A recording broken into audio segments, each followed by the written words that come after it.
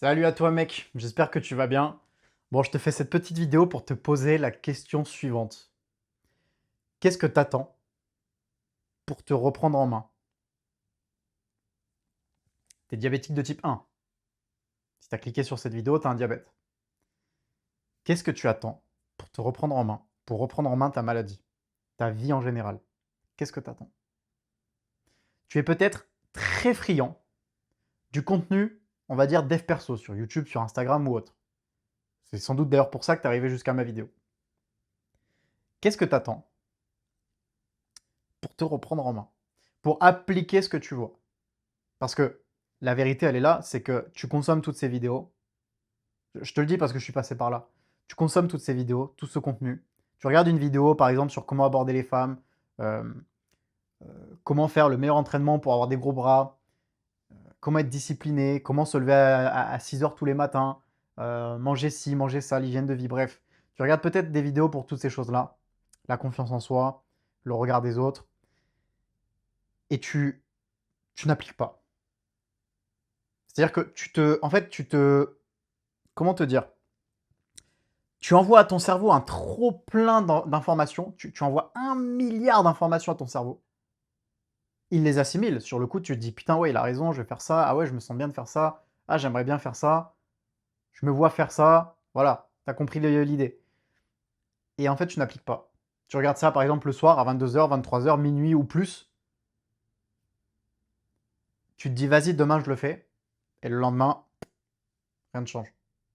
Ou alors peut-être que tu appliques, mais que tu ne le tiens pas. Peut-être que tu appliques un conseil que tu as vu, mais au bout de 2 jours, c'est terminé. Tu retombes dans ton pattern, dans ton cercle vicieux, et point final.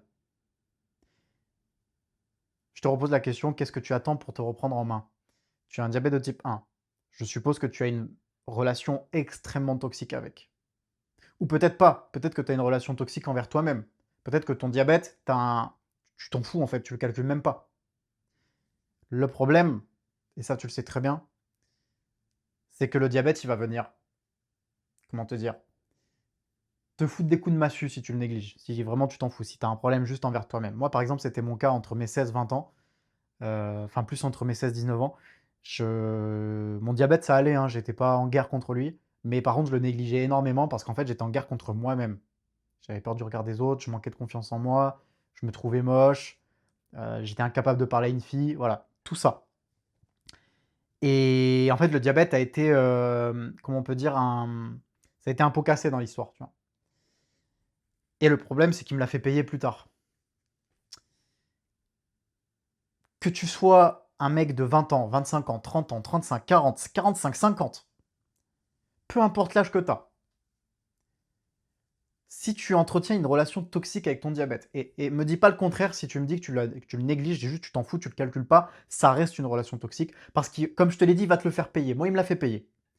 Donc si tu entretiens une relation toxique avec ton diabète, encore une fois, il faut que ça bouge. T'es d'accord avec moi? T'es d'accord avec moi, mec? Faut que ça bouge. Et ça peut être sur plein de domaines, comme sur un seul domaine. J'échange avec beaucoup de gars sur Instagram, via tout le contenu que je fais justement sur Instagram par rapport au diabète de type 1. J'ai pas mal de gars qui viennent dans mes DM avec lesquels j'échange. Bon, je te dis cash, d'ailleurs, call to action gratuit, mais moi à la base, je veux t'accompagner et évidemment en gagner des sous. Ça, c'est mon rôle. Je t'accompagne en échange d'argent et je te mène à la meilleure version de toi-même, surtout vis-à-vis de ton diabète. J'accompagne des hommes diabétiques de type 1. Mais bref, là n'est pas le sujet, tu as mon lien en description. J'ai échangé avec des gars sur Instagram, et il y en a beaucoup qui entretiennent du coup cette relation toxique avec leur diabète. Il y en a un là dernièrement qui m'a dit que, en fait, c'était au global surtout, il détestait sa maladie, il vivait extrêmement mal le fait de l'avoir, et que ça fait d'ailleurs depuis très longtemps, je crois il m'a expliqué qu'il l'avait eu à 2 ou 3 ans, et là aujourd'hui il en a plus de 35. Et il vit extrêmement mal avec cette maladie, il la déteste. Et il m'a dit clairement, mot pour mot, elle me pourrit la vie. J'en ai d'autres, par exemple, qui me disent que c'est avec leur relation amoureuse, la relation de couple, que le diabète prend trop de place. Puis encore d'autres, et ça se trouve, tu te reconnais dans tout ce que je suis en train de te dire. D'autres qui me disent, bah, le regard des autres, incapable de se piquer en public. de se piquer quand ton diabète en a besoin, quand tu en as besoin. Il y en a qui sont incapables de le faire, ils préfèrent attendre ou se cacher. Il y en a qui cachent ça. Il y en a qui cachent leur capteur. Peut-être que tu caches ton capteur, peut-être que tu as peur de tout ça. Du regard des autres. Qu'au restaurant, avec des potes, ou même avec des gens que tu ne connais pas et des potes à toi, ou avec ta famille, ou avec ta meuf, tu n'oses pas. Tu n'oses pas sortir ta putain d'insuline. Elle est où la mienne? Elle est juste là. Tu vois? Tu n'oses pas sortir ça et faire ça en public. Et je te le dis sincèrement, c'est à la fois normal et pas normal. C'est normal parce que moi-même je suis passé par là, je pense qu'on est tous passés par là, et ça n'est pas évident de se piquer en public. Parce que évidemment, surtout quand tu manques de confiance en toi et que tu ne sais pas ta réelle valeur, je vais y revenir, tu sais que tu vas être jugé. Ton cerveau te fait des films et tu te dis, ok, lui il va me regarder, il va penser que je me dope, elle va penser que je me drogue, lui il va mal me regarder, lui il va penser que je suis un malade, un faible, peu importe, ça peut être plein de choses. T'as peur du jugement. C'est normal. Mais là où c'est pas normal, et du coup j'y reviens, c'est pourquoi t'as peur du jugement? Je te le dis, enfin, je te demande, pourquoi t'as peur du jugement des autres? Parce que j'ai longtemps eu peur du jugement des autres. Aujourd'hui, ça n'est plus le cas. Je n'en ai rien à foutre. Dans une salle de sport, un restaurant, dehors, je suis capable de me piquer. Si tu me suis sur Instagram, tu l'as très bien vu. Je n'ai aucun mal d'ailleurs à le montrer sur Instagram, sur les réseaux sociaux. Et je n'ai aucun mal à te montrer via la plateforme Instagram que oui, je me pique en public dans des salles de sport ou autres. En montagne, en randonnée, peu importe. Pourquoi tu as peur du jugement des autres? Moi, je vais te le dire. C'est parce que tu ne sais pas ta propre valeur. Je sais qui je suis. Je sais ce que je vaux. Je n'en ai rien à foutre de ce que vont penser les autres. Moi, je sais qui je suis. Moi, je sais ce que je vaux, pardon. Donc, s'il y a un connard qui a envie de penser que je me dope, mais grand bien lui fasse. Comme je viens de le dire, c'est un connard. Est-ce que c'est mon problème? Non. Moi, je sais que je suis comment je pourrais te dire ça? Par exemple, je vais te prendre l'exemple de la salle de sport. Moi, je sais que je suis un acharné, que je suis un mec déter à la salle et que j'y vais pour mes objectifs de force athlétique ou de renfort pour les blessures. Je sais pourquoi j'y vais, je sais pourquoi je suis là. Et j'adore ça. Et je sais ce que je vaux. Tu vois, alors ça rejoint la confiance en soi aussi d'ailleurs. Mais je sais ce que je vaux. Donc, au moment où je me pique, mais il peut y avoir 25 mecs en train de me regarder, ou même 25 meufs si tu veux, si tu as peur du regard encore plus des meufs. Je n'en ai rien à foutre. Parce que moi, à ce moment-là, ma glycémie, ça va pas. Je pique, je vais aller mieux. Et en fait, qu'est-ce que je me dis? Bah juste, déjà de 1, ma santé, de 2, ma performance. Et si ça plaît pas aux autres, j'en ai rien à foutre. Peut-être que tu te dis c'est facile à dire. Mais mec, j'ai été dans ta situation jusqu'à mes 22, 23 ans, j'en ai 26 aujourd'hui. J'étais pas incapable, mais c'était très dur pour moi de me piquer en public ou même de laisser un capteur apparent. D'ailleurs, le capteur, je l'ai eu que très tard dans ma vie, et c'est en partie pour le regard des autres, mais c'est aussi parce que j'avais du mal à tolérer d'avoir juste un truc sur moi. Mais bref, jusqu'à mes 23 ans, à peu près 22-23 ans, j'avais du mal. Plutôt jusqu'à mes 22 ans. À 23 ans, il me semble que ça allait déjà mieux. Mais j'avais du mal à le faire en public. J'avais peur du regard des autres, j'avais peur de ce que les autres allaient penser. Et en fait,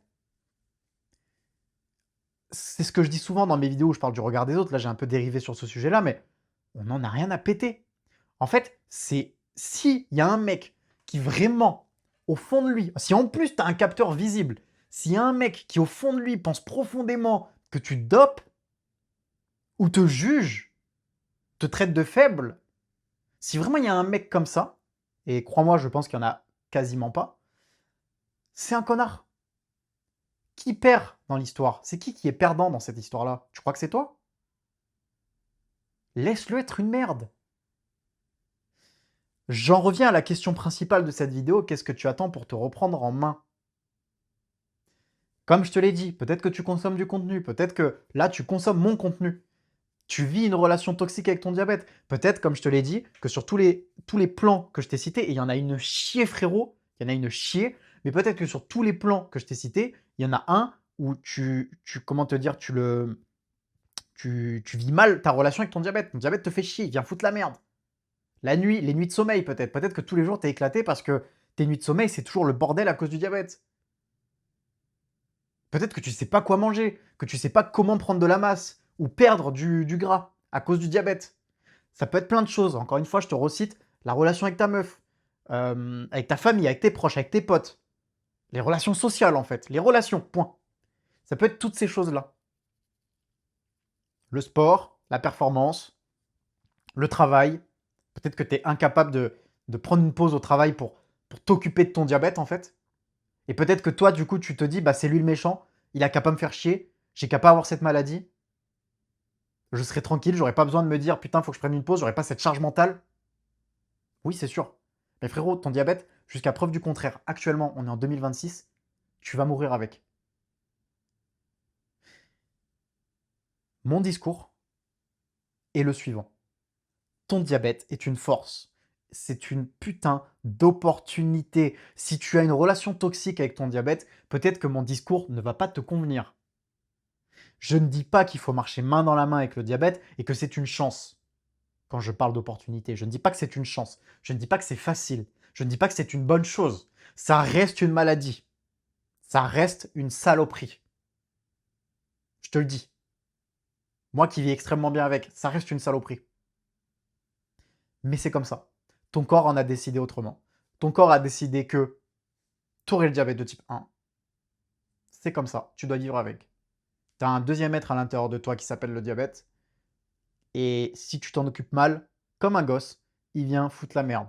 Sauf que, à contrario du gosse, quoique, si tu t'occupes mal d'un gosse, qui sait comment il peut finir.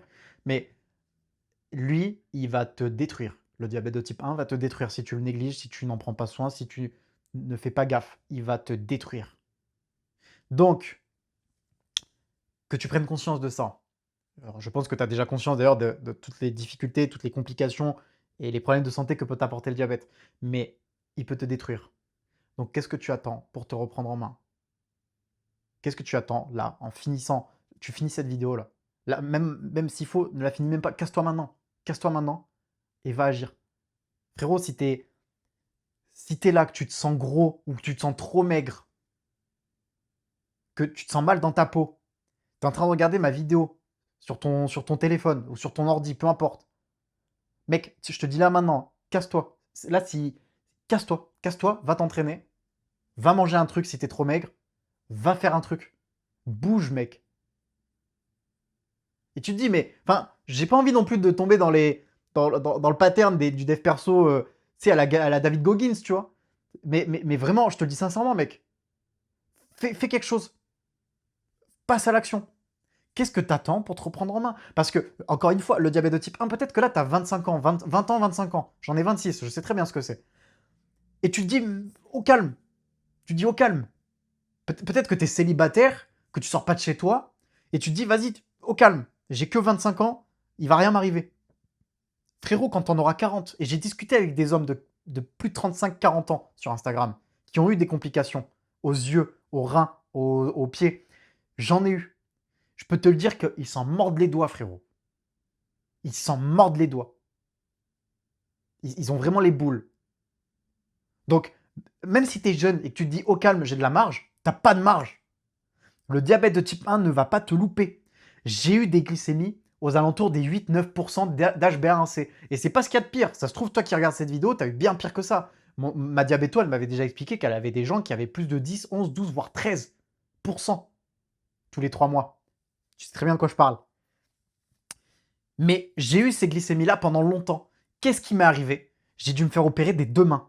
Les 2 mains, frérot, j'ai dû me faire opérer du canal carpien. C'est pas dangereux, c'est pas grave.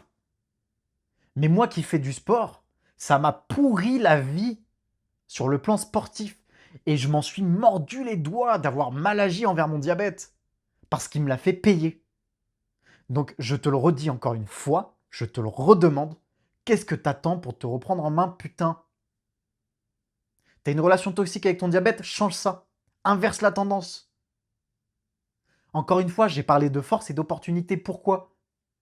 Mec, qui on va respecter le plus? Alors, c'est d'abord pour toi que tu dois changer, que tu dois performer, que tu dois avancer dans la vie. C'est d'abord pour toi. Et c'est envers toi-même que tu dois être fier. Mais un exemple tout con, qui on va respecter le plus, pardon, entre un mec qui fait 10 pompes et un mec diabétique qui fait 10 pompes? Parce que je peux te garantir une chose, mon gars, c'est que quand j'arrive à la salle de sport et que je fais ce que 99% des mecs ne font pas, alors que j'ai ça sur le bras, on me regarde pas comme un faible, hein. On me regarde pas comme un mec diabétique. Et là, je parle du regard des autres, mais moi, là maintenant, je vais te parler de moi-même. Je suis tellement fier. J'adore ça.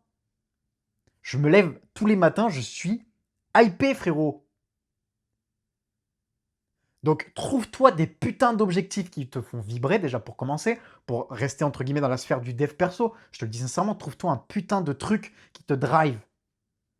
Ne trouve pas les trucs des autres. Si tu consommes beaucoup de dev perso, ne consomme pas les trucs des autres. Ça va peut-être pas marcher sur toi, mec. Trouve ton truc. Trouve ton truc. Ça se trouve, c'est la natation. On parle pas de natation dans le dev perso. Ça se trouve, c'est ça. Et va t'enculer à ça. Va bouffer ça tous les jours. Et vu que tu vas adorer ça, tu vas être obligé de reprendre ta vie et ton diabète en main. Tu vas être obligé. Maintenant, je refais mon call to action. Si tu es bloqué dans tous ces patterns, si tu es bloqué avec ton diabète, que tu entretiens, pardon, putain, si tu entretiens vraiment cette relation toxique avec ton diabète, qu'il te pourrit la vie sur le plan relationnel, avec ta femme, avec tes gosses si tu en as déjà, que tu as peur justement d'être un mauvais père à cause de ça, si ton diabète te pourrit la vie en termes d'hygiène de vie, le sport, la performance, si tu as envie de performer, l'alimentation, si il te pourrit ton sommeil, s'il te pourrit ton travail, s'il te pourrit la vie, tu peux également passer l'action en prenant un appel avec moi. Tu as le lien en description. Et au-delà de ça, je t'invite aussi à aller me suivre sur Substack ou t'abonner à mes newsletters. Tu as le lien en description. Dans une newsletter dans laquelle, à peu près tous les jours, je te raconte des anecdotes sur le diabète de type 1, mais au quotidien. Donc ça peut être avec le sport, ça peut être une nuit de sommeil, ça peut être un voyage avec ma meuf, ça peut être plein de choses. Voilà. Donc je t'invite à aller suivre ça. Je te le dis honnêtement, quand je m'y mets là-dessus, le contenu, il a vraiment de la gueule. Donc je t'invite vraiment à aller me suivre là-dessus. Et si ce n'est pas le cas, mon Instagram, tu as encore une fois le lien en bio. Instagram dans lequel tous les jours je te partage du contenu sur la vie au quotidien en tant qu'homme diabétique. Voilà. Sur ce, mec, casse-toi, va agir, reprends les choses en main, bordel de merde.